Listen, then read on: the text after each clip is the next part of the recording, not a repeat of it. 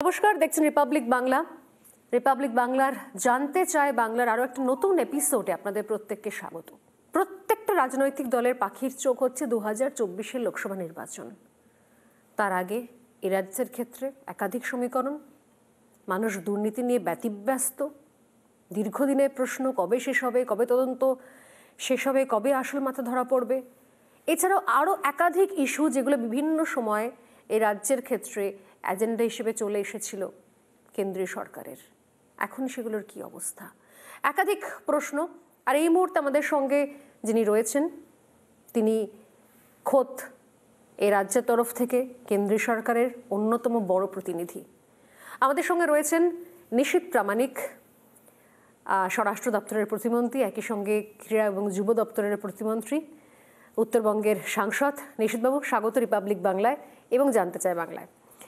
সামনে তো 2024-এর লোকসভা নির্বাচন রয়েছে। তার আগে এখনো পর্যন্ত বিজেপির ক্ষেত্রে যদি আমি বলি, তাহলে সেরকমভাবে মনে হচ্ছে যে এখনো লড়াইয়ের ক্ষেত্রে যেন ঠিক একটা শেপ পাওয়া যাচ্ছে না, একটা ফরমেশন আসছে না।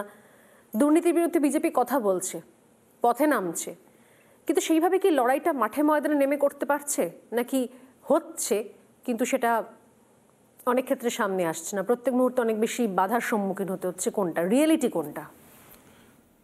দেখুন, প্রথমত বলবো যে 2021-এর পোস্টপোল ভায়োলেন্স এবং তার পরবর্তী সময় থেকে যেভাবে ভারতীয় জনতা পার্টি পশ্চিমবঙ্গের মাটিতে নিজের যে জমি, নিজের যে শেকড়, সেটার গভীরতাকে বাড়িয়েছে।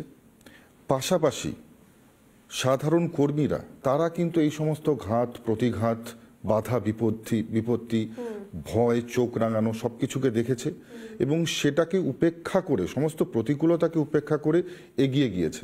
লোহা যেমন আগুনে পুড়ে আরো শক্তিশালী হয়, শক্ত হয়, ঠিক একই রকম ভাবে ভারতীয় জনতা পার্টির কর্মীরা, কার্যকর্তারা তারা কিন্তু আরো বেশি শক্তিশালী, আরো বেশি তারা কিন্তু রাজনীতিতে পরিপক্ক হয়েছে। যে সমস্ত আন্দোলনগুলো আপনারা দেখছেন, প্রত্যেকটা বিষয় নিয়েই আন্দোলন সংগঠিত হচ্ছে।